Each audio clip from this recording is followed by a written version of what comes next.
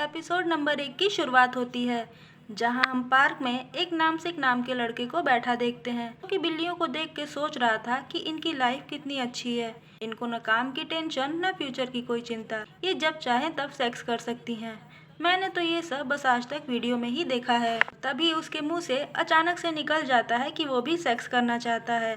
इसके बाद वो हड़बड़ाहट में अपने मुंह पर हाथ रख लेता है और सोचता है कि ये सब कहते कहीं मुझे किसी ने देख तो नहीं लिया। तभी वो अपने साइड में देखता है तो पता चलता है कि वहाँ एक बच्ची बैठी है। असल में वो यूनी थी। वो उसको देख के डर जाता है, सोचता है कि कहीं उसे यौन अपराध के लिए गिरफ्तार न कर लिया जाए। वो सोचता है कि मैं जेल नहीं जाना चाहता, मैं एक छोटे से कमरे में माफियाओं के साथ नहीं सो सकता। क्या मेरी लाइफ यहीं खत्म हो जाएगी? फिर वो सोचता है कि नहीं, मैं इस बच्ची को समझाऊंगा।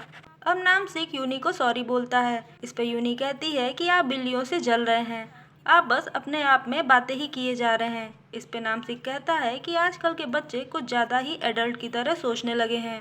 फिर से डर कर सोचता है कि अगर इसके पेरेंट्स ने इससे पूछा तब तो ये बच्ची उन्हें सब कुछ बता ही देगी कि पार्क में एक लड़का बैठा था जो कि इसे सेक्स करने के बारे में कह रहा था। आज वो पार्क में आके सीसीटीवी फुटेज देखेंगे। सोच के वो कहता है कि मुझे घर से बाहर ही नहीं आना चाहिए। तभी वो सोचता है कि आज की डेट में अगर मैं जॉब करूं तो भी मैं एक अच्छा घर नहीं खरीद सकता। मेरी माँ ने मुझे बहुत मुश्किलों से पाला है, मुझे तो पैदा ही नहीं होना चाहिए था। ये सब सुन के यूनी बोलती है कि ये बिल्कुल बेकार का आइडिया है, आप बहुत देर से अपने में ही बातें कर रहे हैं, ज़्यादा ही निगेटिव इंसान है। तब नामसिक कहता है कि तुम क्या कर रही हो? ये बताती है कि मैं सोच रही हूँ कि 2 बिलियन वॉन कैश कोई कहाँ छुपाएगा। नामसिक कहता है कि मुझे नहीं पता कि तुम क्या कह रही हो, मुझे लगता है कि तुम्हें भूख लगी है, तुम कुछ खा लो। यूनी कहती है हाँ, मुझे भूख लगी है, लेकिन मेरे पास पैसे नहीं हैं। तब नामसिक कहता है कि क्या तुम घर से भागी हुई टीनेजर हो? इस पे यूनी बताती है कि नहीं, मैं होमलेस हूँ। नामसिक कहता है कि इतनी कम उम्र में होमलेस, क्या तुम नर्सरी में रहती हो? सुन के यूनी कहती है कि तुम जीने के लिए क्या करते हो? नामसिक बताता है कि वो रूम एनी में वेटर है। कहती है कि भला ये काम कौन करता है? इस पे नामसिक कहता है कि मेरी माँ ने मुझे पार्ट टाइम जॉब करने के लिए कहा है, वो मुझसे बहुत गुस्सा है, पार्ट टाइम जॉब नहीं कर सकता। यूनी बताती है कि तुम कोई डिलीवरी जॉब या फिर सीवीएस या कैफे वर्कर का काम कर सकते हो। नामसिक बताता है कि वो डिलीवरी जॉब इसलिए नहीं कर सकता क्योंकि उसके पास लाइसेंस नहीं है, और कैफे में वर्कर का काम इसलिए नहीं कर सकता क्योंकि वो सोशल नहीं है। वो जब भी किसी फीमेल से बात करता है तो उसे सांस लेने में दिक्कत होने लगती है, इसीलिए वो लोगों से बात नहीं कर पाता। तब यूनी बताती है आपके पास रोमांटिक एक्सपीरियंस नहीं है। नामसिक कहता है ऐसा नहीं है, सारी लड़कियां घमंडी होती हैं, मेरे बदसूरत फेस से नफरत करती हैं। कहती है कि आप ऐसा नहीं कह सकते, आपको और ज्यादा बात करने का ट्राई करना चाहिए। इस पे नामसिक कहता है मुझे किसी से मिलने की कोई ज़रूरत नहीं, क्योंकि मुझे अपना फ्यूचर पता है। यूनी बोलती है कि मैं तो आपसे नफरत नहीं करती। नामसिक कहता है क्योंकि तुम बच्ची हो। यूनी बताती है कि वो बच्ची नहीं है। नामसिक कहता है कि अभी भले ही तुम्हें बच्चा होना पसंद नहीं, लेकिन जब तुम बड़ी हो जाओ तुम्हारा माइंड चेंज हो जाएगा और तुम सोचोगी कि बचपन ही बहुत अच्छा होता है। काफ़ी क्यूट हो, मैं चाहूँगा कि मुझे तुम्हारी जैसी ही बेटी हो, तुम बड़ी होकर एक्टर बनना। ये सब सुन के यूनी बताती है कि वो बच्ची नहीं है, वो 18 साल की है। ये सुन के नामसिक शॉक हो जाता है। यूनी बताती है मेरी एज सुन के लोग ऐसे ही शॉक हो जाते हैं। तब नामसिक कहता है कि यानी मैं इतनी देर से हाई स्कूल गर्ल से बात कर रहा था। ये सब सोच के वो उसे सॉरी बोलता है और वहाँ से जाने लगता है। तब यूनी उसे रोकती है। तब नामसिक कहता है कि मुझे तुमसे बात नहीं करनी चाहिए, वैसे भी हाई स्कूल की लड़कियाँ बहुत स्कैरी होती हैं। यूनी कहती है कि क्या तुम फ्रेंड बनोगे? तब वो दोनों फ्रेंड बन जाते हैं।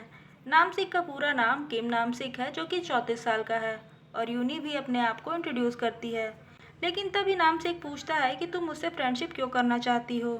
यूनी बताती है क्योंकि तुम्हें खूब सारे पैसे और पार्ट टाइम जॉब चाहिए। अगले ही सीन में हम देखते हैं कि तीनों बहनें एक पहाड़ पर ज़मीन खोद रही होती हैं।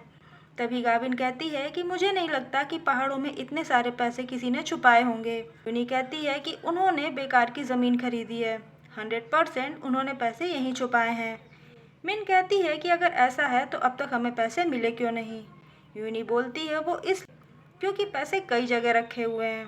तभी यूनी हमें बताती है कि हमने स्कैमर के बॉस की प्रॉपर्टी के बारे में पता किया है।